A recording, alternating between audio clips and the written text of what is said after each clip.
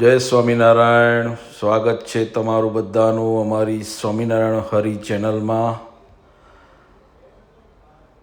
આજે આપણે આવી ગયા છીએ પીપલાણા મંદિર, એટલે ભગવાન સ્વામિનારાયણનું દીક્ષાધામ કહેવાય. 220 વર્ષ પહેલાં નીલકંઠ વાણી વેશે સ્વામિનારાયણ ભગવાન અહીંયા પધાર્યા હતા. સંવત 1856માં જ્યારે નીલકંઠ વાણી વેશે અહીંયા પધાર્યા ત્યારે નરસિંહ મહેતા નામના એક સત્સંગી હતા. તેમના ઘરે નીલકંઠ વાણી વેશે એમને ઉતારો કરેલો અને ત્યાં એ રોકાયા હતા અને જમ્યા હતા. ત્યાર પછી રામાનંદ સ્વામી અને નીલકંઠ વાણી વેશે ભગવાનનું મિલન થયું, જે આ પવિત્ર સ્થાન છે. પીપલાણા ગામ આ દીક્ષા સ્થાન છે, જે સામે દેખાય તે ભગવાન સ્વામિનારાયણે, રામાનંદ સ્વામીએ જે દીક્ષા આપી ભગવાન સ્વામિનારાયણને, તે આ જગ્યા પર આપી હતી. દીક્ષા આપી તે સંવત 1857 કારતક મહિનામાં ભગવાને દીક્ષા લીધી હતી. રામાનંદ સ્વામીએ ભગવાન સ્વામિનારાયણને દીક્ષા આપી હતી. જે એ સ્થાન, પવિત્ર સ્થાન આ સામે દેખાય તમને વિડીયોમાં, ત્યાં ખૂબ જ પવિત્ર સ્થાન છે. સ્વામિનારાયણ ભગવાને અહીંયા દીક્ષા લીધેલી. રામાનંદ સ્વામીએ એ નીલકંઠ વાણીને અહીંયા દીક્ષા આપી હતી. ત્યાં પવિત્ર જગ્યા છે, ખૂબ જ પવિત્ર જગ્યા છે. અને અહીંયા રામાનંદ સ્વામી અને નીલકંઠ વાણી 4 માસ સાથે રોકાયા હતા. તે આ જગ્યા છે પીપલાણા ગામ, જે વંથલીથી 18 કિલોમીટર છે દૂર. જો આ દીક્ષા સ્થાન છે. ભગવાન સ્વામિનારાયણ ભગવાને અહીંયા દીક્ષા લીધેલી રામાનંદ સ્વામી પાસેથી. તે આ જગ્યા છે. રામાનંદ સ્વામીએ નીલકંઠ વાણીને અહીંયા ભાગવત દીક્ષા આપી અને 2 નામ પડ્યા હતા. એક નામ સહજાનંદ સ્વામી અને બીજું નામ નારાયણ મુનિ સ્વામી, જે નામ અહીંથી પડ્યા હતા. અહીંયા સ્વામિનારાયણ ભગવાને 6 મહિના સુધી વિષ્ણુ આગ કરેલો છે. તે આ પવિત્ર જગ્યા છે, ખૂબ જ પવિત્ર જગ્યા છે આ પીપલાણા ગામ. જો દીક્ષા સ્થાનનું રિનોવેશન કામ પૂરજોશમાં ચાલી રહ્યું છે.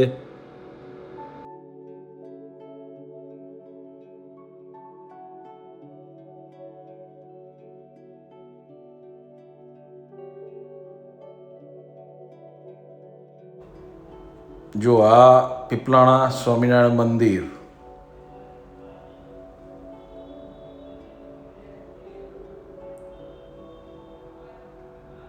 બહુ જ વિશાળ મંદિર છે. અહીંયા રહેવા અને જમવાની વ્યવસ્થા છે. ઉતારાની પણ ખૂબ જ સરસ વ્યવસ્થા છે. ખૂબ જ મોટું મંદિર છે. અહીંયા સ્વામિનારાયણ ભગવાને ઘણા હરિભક્તોને સમાધિ કરાવી હતી. ત્યાં પવિત્ર જગ્યા છે, જે ખૂબ જ વિશાળ મંદિર બનાવવામાં આવ્યું છે. અહીંયા જો આ મંદિર છે, શ્રી સ્વામિનારાયણ મંદિર પીપલાણા. ખૂબ જ પવિત્ર જગ્યા છે આ. અહીંયા હરિભક્તોના સંકલ્પ પૂરા થાય છે. કોઈ સત્સંગી હરિભક્તો કોઈ માનતા હોય દીક્ષા સ્થાનની, તો મહારાજ એમના સંકલ્પ પૂરા કરે છે. અહીંયા ખૂબ જ પવિત્ર જગ્યા છે પીપલાણા ધામ દીક્ષા સ્થાન.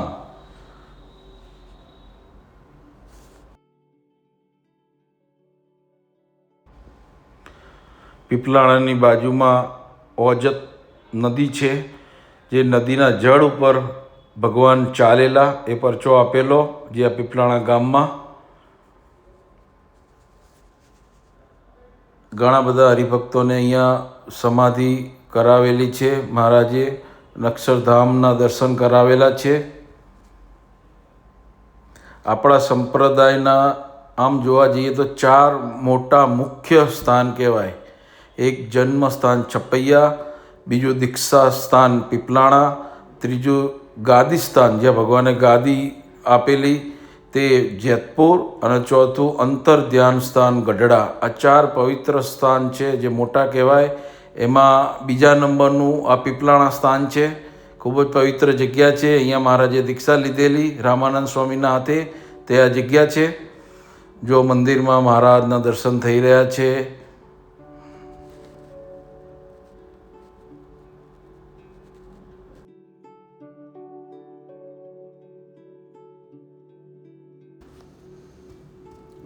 જુઓ, નીલકંઠ વાણી અને રામાનંદ સ્વામીનું મિલન,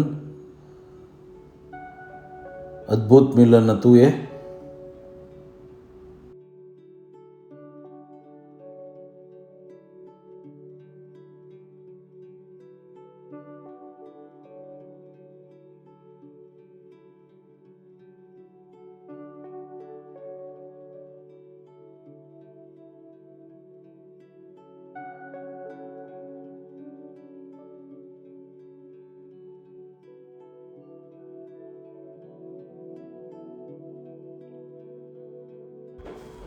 જો ઘનશ્યામ મહારાજની જય.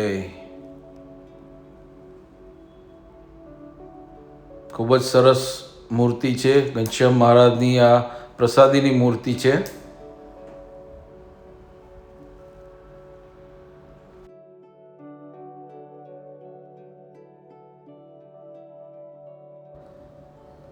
ઘનશ્યામ મહારાજની જય. અમારી આ સ્વામિનારાયણ હરિ ચેનલને જો હજુ સુધી સબસ્ક્રાઈબ ના કરી હોય તો કરી દેજો. બધાનો ખૂબ ખૂબ આભાર. અમે સ્વામિનારાયણ ભગવાનના પ્રસાદીના લગભગ દરેક પ્રસાદીના સ્થાનોના વિડીયો બનાવ્યા છે અને માહિતી આપેલી છે. આગળના વિડીયો પણ જરૂરથી જોજો. જય સ્વામિનારાયણ.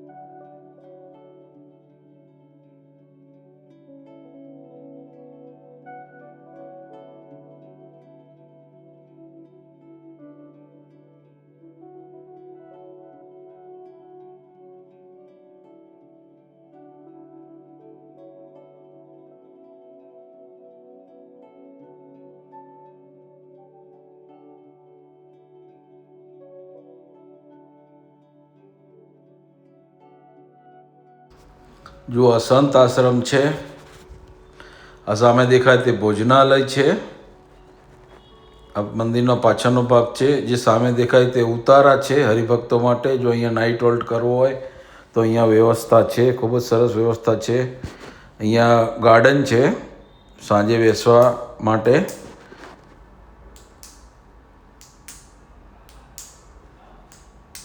ખૂબ જ વિશાળ મંદિર છે.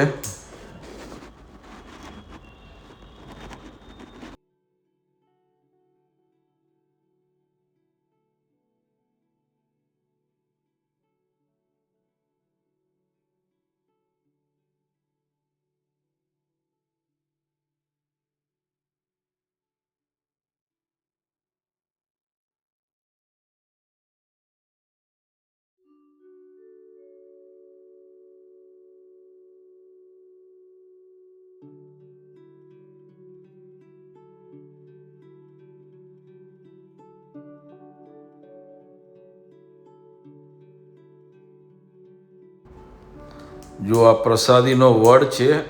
જ્યારે મહારાજ નીલકંઠ વાણી વિશે અહીંયા પધાર્યા ત્યારે અહીંયા ઘણા ભૂતો રહેતા હતા.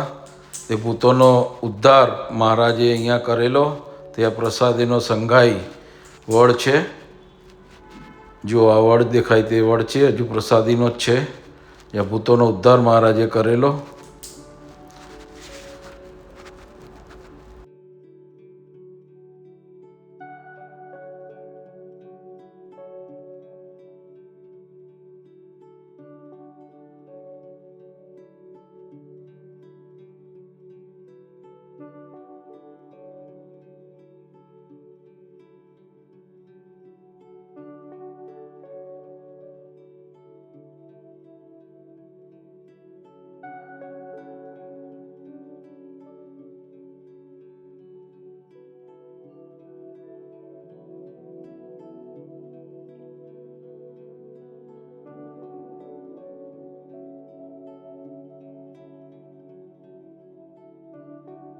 અહીંયા યજ્ઞ કરવો હોય તો પણ થાય છે.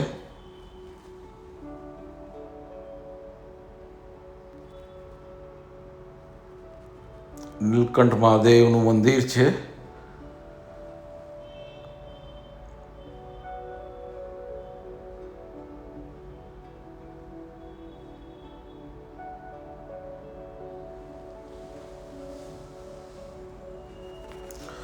વણિરાજ નીલકંઠ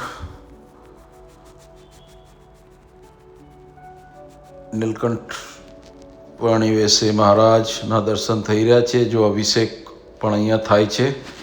અમે અભિષેક પણ કર્યો હતો. ઘનશ્યામ મહારાજની જય. ચેનલને લાઈક, શેર, સબસ્ક્રાઈબ જરૂરથી કરજો.